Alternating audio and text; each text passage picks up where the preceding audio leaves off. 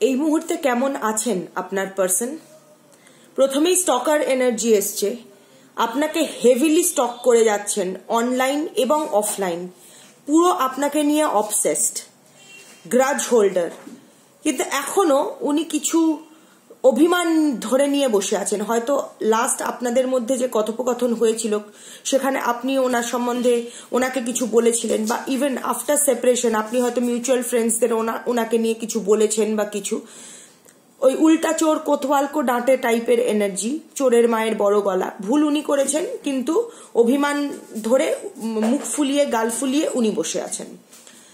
কটা কেস, তবে ওনার প্রফেশনাল এবং সোশ্যাল সার্কেলে ওনার সম্বন্ধে কিন্তু একটা ব্যাড রেপুটেশন, ওনার সম্বন্ধে কিন্তু একটা বদনাম হচ্ছে, এবং সেই বদনামিটা কিন্তু ওনার সেক্সুয়াল লাইফ নিয়ে একদম স্পেসিফিক। আমি বলছি হয়তো মেয়েবাজ বা ছেলেবাজ এইরকম উনি একটা কোনো বদনাম পাচ্ছেন।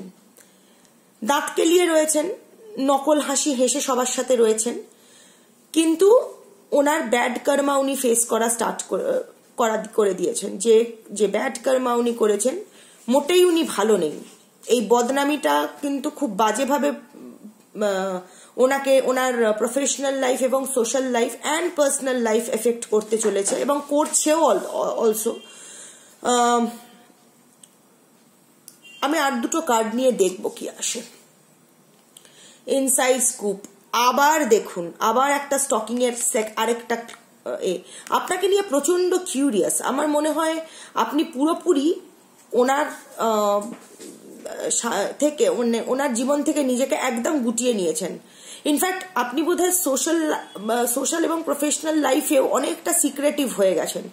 আপনার হদিশ খুব একটা যে উনি পাচ্ছেন সেটা নয়, এবং তার ফলে ওনার কিউরিওসিটি আবার বেড়ে যাচ্ছে, আরো বেড়ে যাচ্ছে। কি করছে, কোথায় আছে, কেমন আছে, আমার সম্বন্ধে কি বলে বেড়াচ্ছে, এরকম একটা এনার্জি।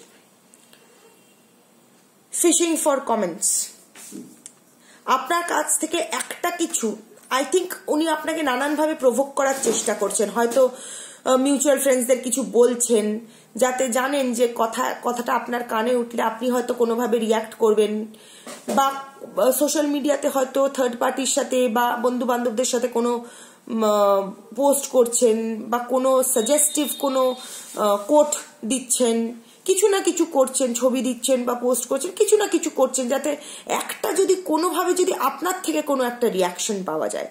মানে আপনার উনি হদিশ পাচ্ছেন না, আপনি ওনার আর আপনার মাঝখানে একটা পুরো বাউন্ডারি ওয়াল তুলে দিয়েছেন, যেটা উনি কিছুতেই করে উঠতে পারছেন না, এবং তার ফলে ওনার পুরো কিউরিওসিটি বেড়ে যাচ্ছে। আর এই যে বদনাম, এই যে ব্যাড রেপুটেশন ওনার হচ্ছে, এই যে ব্যাড কর্মা ফেস করছেন, এবং বদনামটাও কিসের না, ছেলেবাজি বা মেয়েবাজির। সো এই ব্যাপারটা বুঝতে পারছেন তো কোথায় ওনার গিয়ে লাগছে, এবং উনি জানেন যে এই অবস্থা থেকে একমাত্র আপনি ওনাকে বের করতে পারবেন। আপনার কাছে থেকেই উনি ক্যারেক্টার সার্টিফিকেট বের করতে পারবে, এবং আপনার কথাই লোকজন শুনবে। আপনি যদি ওনাকে ক্লিন চিট দেন তবেই লোকজন ওনাকে ক্লিন চিট দেবে।